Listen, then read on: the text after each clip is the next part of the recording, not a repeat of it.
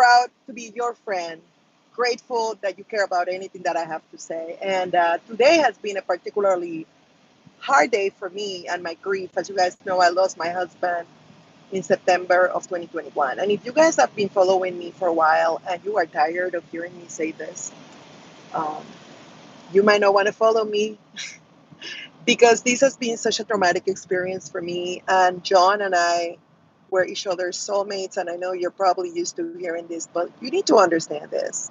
John and I met when he was 36 and I was 29. We got married when he was almost 37 and I was almost 30. I think I married him in December of 2018, and he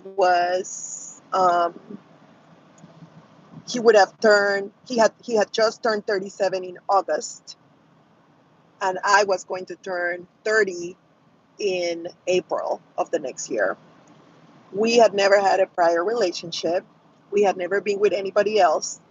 And so that's it. That's it for us. We were it for each other. And so if you get tired of hearing me say that he was my soulmate and that I am still grieving his loss, I hope you don't get tired of it because you might just hear it 1,000 more times. I am not trying to capitalize on his loss. I'm not trying to be unnecessarily repetitive. It's been a hard day. And Mondays are very hard for me. For those of you that follow Christ, I don't know if this will ring a bell, but for me, Mondays are like the cave of Elijah, who had just had an amazing victory with the prophets of Baal, and something amazing had happened. And then Queen Jezebel tells him, like, "You're gonna be dead by tomorrow," and he freaks out and he runs away. And God finds him, and he's like pouting. It's like, "I'm the only one that's left that's following you." And God's like, "Elijah, you need some rest." So he goes into a cave, and in that cave, there's a lot of like natural manifestations, but the Bible says that God ministered or helped Elijah recover with a soft, tender breeze or whistle. And there in that cave, God fed him, and he slept and he ate. And I think those are Mondays for me. It was like that when John was alive. We would always say that our Mondays were our Cave of Elijah days because, as you guys can imagine, weekends are very, very, very important for ministers, particularly if, like John and I, you hold full time jobs, right? I mean, it's like those are the days where you can really, really immerse yourself in serving others. But then Mondays, you are just tired, you are just exhausted, and so it has remained the same. Only with me, the realization that I just did what I did by myself, obviously with God by my side and the people that helped me by my side, but I did it without John. And it's a mix, it's mixed emotions, right? Because there's a part of me that says, yeah, I did it without John, like as in like I can move forward, I'm conquering, I'm defeating this grief. But at the same time, it's like, oh my gosh, I did it without John. Like this is yet another Sunday that he was not in my life, and it's rough.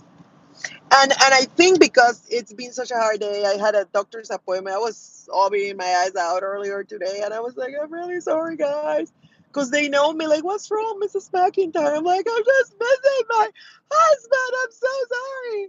And, they're used to seeing me, and I'm normally a very just happy person and enthusiastic. And even if I'm not doing well, I'm not like sobbing my eyes out. And so I was like apologizing, and they were like, we don't like to see you like that. And they were so sweet. Like my doctor, who is actually, I see, a nurse practitioner. And she was like, show me a picture of your husband. And I was showing to her, and I was sobbing. And she's like, I'm sorry, I didn't do this to make you sad. I'm like, I know you didn't. You are trying to show kindness and empathy, and I appreciate it. Family. And so it helps, like, right? Like, it doesn't give him back to me, but like to know that somebody cares, that he's not around, and that he used to be around, and that we were a family, that's really helpful. That's neither here nor there. All this to say, it is because I've had such a difficult day and such a difficult weekend. Like I was serving kids. I wasn't like in a corner crying and feeling sorry for myself. I took the kids to Busch Gardens in Tampa Bay. We had a great time. And then yesterday we had church and it was amazing. It was wonderful. But still, like I think a lot about John. And as I was thinking about him, I was thinking about Lori Vallow and I was thinking about her calls with her son and with her sister. And I was like, she's not capable of grieving. Like, there are several things that I want to touch on. Today, we're starting week 5. And of course, as you guys know, they're not allowing cameras in the courtroom. So it's not like I can watch Court TV or Hidden Crime Network. I don't watch the trial. I cannot complete my research until the end of the day. So you will get your your regular recap of the trial tonight. But I wanted to talk about Grieve because, of course, last week there were 3 top things for me. Number one, the way the kids were found, the reason for death of the kids, and it was the call of Colby Ryan, Lori's son, and of course her call with her sister. And there are several things that I thought a lot about this weekend as I grieve my husband, who's been this coming September will be 2 years of his death, right? And the reason that strikes me is because one of the things that Lori, let me go in order. Number one of the things that she says is, "You know me, you know me," and that is what she says a lot. She says it to Colby, she says it to her sister. Do they now, Lori? Because you had pushed them away. You had completely like separated yourself from them. You had blocked them because they were getting darker and darker. And only God knows if eventually they would have become her victims because it started by saying, I don't trust them, you know. And so she goes, you know me. But none of us really are static human beings. We change, we transform. As time goes by, we change, we are different. And so when you push people away from your life, they no longer know you. None of us are the same today that we were 10 years ago, 5 years ago, heck, a year ago. I'm not the same. My husband's death has dramatically changed me. And I have people that had not seen me for a while that have seen me now before after John died and that had seen me the last when John was still alive, and they tell me you seem different. You better believe I'm different. Losing your life's partner changes you. If you were really in love, if you really were building a life together, I think it would change you anyway. But Lori says, you know me, as in, you know the person I used to be, therefore you know I would be incapable. Well, no, not necessarily. You are no longer the person that you were. You were hanging out with a cult. Your children's dead bodies were found dismembered and discarded in your current husband's pet cemetery. So don't claim that because people knew you before, that you would be incapable of doing anything wrong, because maybe the person that you used to be, maybe the person that they used to know would be incapable, but that's not the person that you are today. And so I think it's very dangerous when somebody says, you know me. No, actually, it's kind of funny because when people see me after not seeing me for a long time, I always say, oh, I've changed, I've grown a lot. And like even this YouTube channel, like if you guys look at videos that I recorded, because I've had this YouTube channel for a while, my husband and I have had it. If you listen to me like 4 years ago, 5 years ago, I'm not the same person that I used to be. I'm not. And so I want to start by saying that whole you know me, no, Lori, they knew the person that you used to be. They don't know you anymore. So you cannot rely on the person that you used to be and that they used to know to say, then what they're accusing me of today cannot possibly be true because you know me. No, they knew who you used to be. They no longer know who you are because you made sure they didn't, because you pushed them away when you started changing, when you discovered you were a translated goddess. And for those of you that do not know about this case, and I doubt that there's a lot of people. We are talking about Lori Vallow, who at some point fell in love with this modern day prophet and decided that they had known each other in prior lives, that they had been married in prior lives.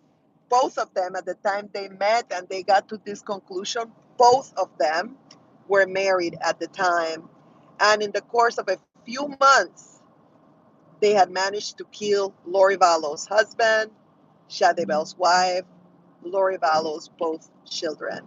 And so she exercised her right to a speedy trial. And so they severed the cases, so he will be tried on another time. She's been currently tried. And last week, we saw calls of her with her adult son that she didn't manage to kill because he didn't depend on her and he wasn't living under the same roof of her sister, Summer. She fled. And of course, we also heard a lot about medical examiners and medical pathologists who told us the way that they died. Okay, so number one, that's, you know me. Yes, that's not good, right? That's not good. And of course, you guys know I'm an emotional intelligence coach.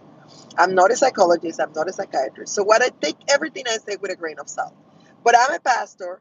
I'm a life coach. I'm an executive coach. I'm certified emotional intelligence, and I'm a behaviorist. I've been working with people and studying people for many, many, many, many, many, many years. And so I know a little bit. And so I'm watching her from a distance, right? And this is my very unprofessional opinion. Lori Vallow is not the person that she used to be, based on what we hear. I mean, we hear that she used to be an amazing mom, and the defense is going to really, really hang on that, because when you have a very bad set of facts, of course you're going to hold on to what your customer, what your client used to be. But what she used to be doesn't mean that that is what she was when the kids were killed, and it doesn't mean that she was incapable of killing the kids, because none of us are static human beings. We all change, and you know how we change. We change based on what we put in, right? Trash in, trash out. And if you ate up the trash, that you were a translated goddess, and that you had lived in a lot of lives, and that you were more important than the rest of the universe, and that you had been tasked with an amazing mission, and that your kids were now obstacles. Hey, remember when they interviewed her friend from Hawaii and they were trying to recruit her? They basically told her, you need to push your kids aside. You have a new mission. And she's like, I don't I don't think so. I don't think so. And so all this to say, you guys, that the whole "you don't know me" and the whole Lori Vallow used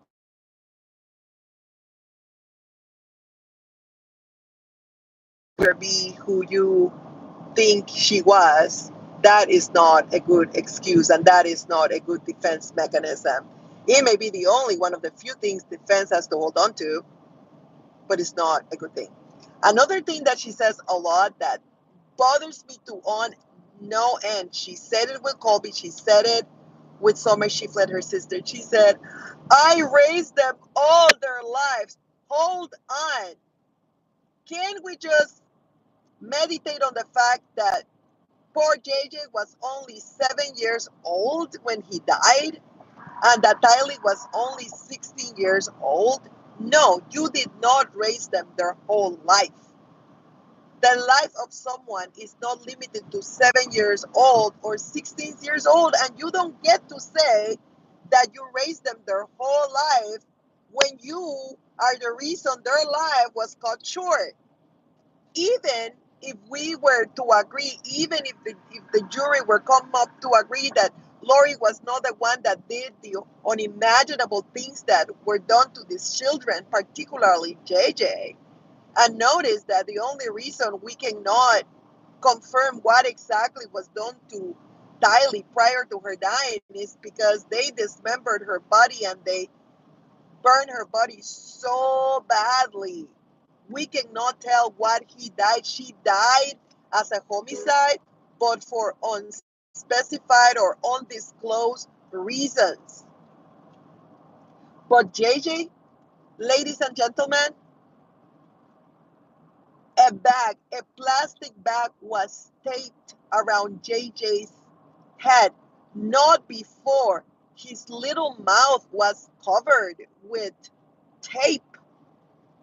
And he has bruises that are consistent with him fighting for his life. And so, yeah, so the whole, I raised them my whole life, the whole life that you cut short at 7 years of age. Like, stop the drama, Lori. This, you did not raise them their whole life. How about you interrupted their lives?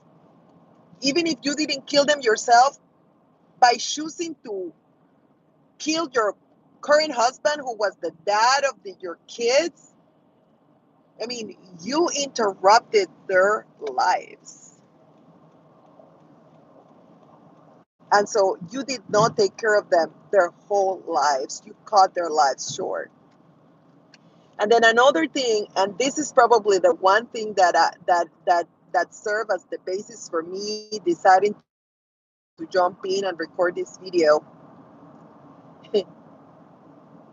is when she says, Summer Shifley, like she's like, nobody was there when I was on the floor crying. And let's remember that she told her son Kobe, she's like, ah, I was there, you weren't there when they died. They love me. As in, like, nobody understands.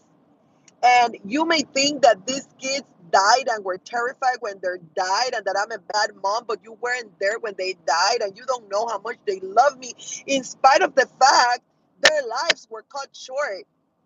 You were not there. Think about that for a minute, guys. When JJ was fighting for his last breath, when he was causing trauma to his little hands because he was trying desperately to unbind himself. His little wrists were bound together with tape, and he could not uh, release his hands so that he got rid of that bag.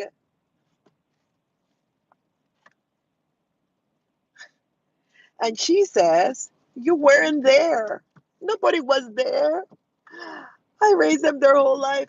And then Summer Shiflett says, you were not crying. You were dancing. You were smiling. The pictures. And Lori's like, oh, that's because you're basing this, on TV. And it's like, I'm basing it on the pictures that you took. You hired a photographer. And so people, like, when you have, and again, this is my very unprofessional opinion, when you have a histrionic personality disorder, it's all about you, because you know what she tells her sister. She's like, that was months later. I was trying to be happy. It's like, what about the happiness of the kids who are resting in your current husband's pet cemetery? She said, I was trying to be happy. 2 months later, I just finished telling you guys how much I'm still mourning my husband after a year and a half. You don't recover in just 2 months, particularly when you know the bodies of your kids have been buried in the guy that you're marrying's pet cemetery. This She was marrying the guy who owned the piece of land where her children had been buried.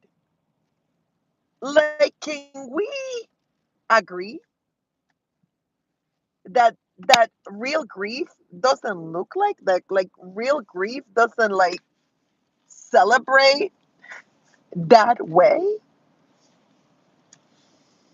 Yeah. When you have histrionic personality disorder, it's all about you. Notice how Lori, after 2 months of killing her children, while she hid it from everybody and their mother, It was not about them resting dead in that pet cemetery. It was about her and her need to be happy.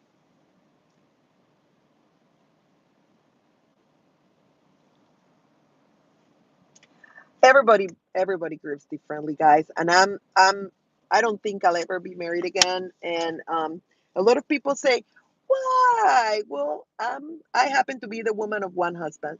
And I understand that that's not the case with everybody. I just turned 55. I don't want to complicate my life. And I don't want to grieve again like this because I'm barely surviving my grief. And I'm not suggesting that everybody is going to grieve the same way. But one thing I will tell you, you don't either kill your kids or know that your kids have been killed and have been buried in this guy's cemetery. And then 2 months into it, you just decide it's time for you and I to get married. It's time for you to play ukulele and for me to dance in the beautiful beaches of Hawaii. I'm done grieving. I need to be happy.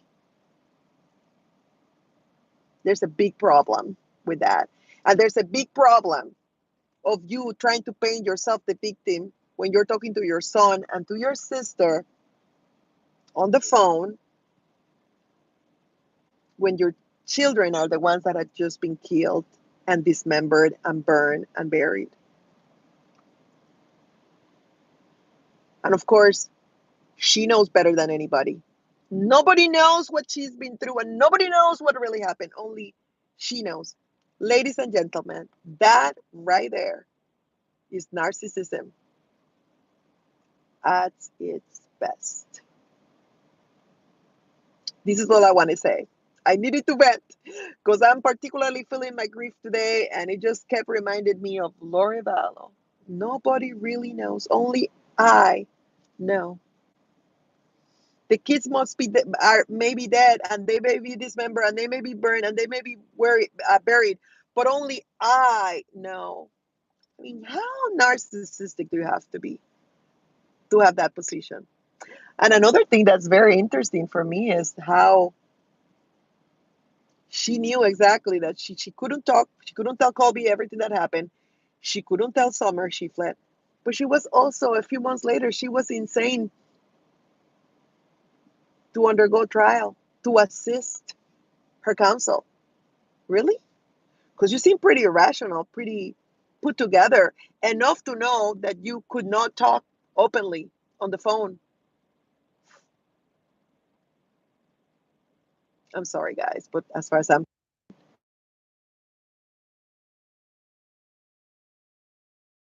later, thank you so much for listening. Bye.